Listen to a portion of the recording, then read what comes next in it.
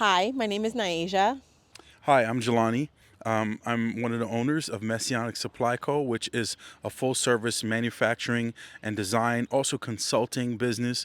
And we specialize in sustainable, bringing healthy, holistic garments back to the industry and really creating an opportunity for affordable luxury, having everyone to be able to have something in their closet that's going to be timeless, but also bringing back manufacturing back to the United States. I'm a 20-year sewing veteran. I graduated from the illustrious Fashion Institute of Technology in New York City. I studied both fashion design and technical design, and I specialize in garment construction for manufacturing and production. Here's a problem. For many years, over the past several decades in the fashion industry, the reality is long before the current economic market, there is a 26% tariff or a tax, you would say, on all garments that come in. And that 26% comes out of our pockets. So we want to give the opportunity to be able to put that back in the consumer's pockets. Overseas is not sustainable. The time to corner the market is now.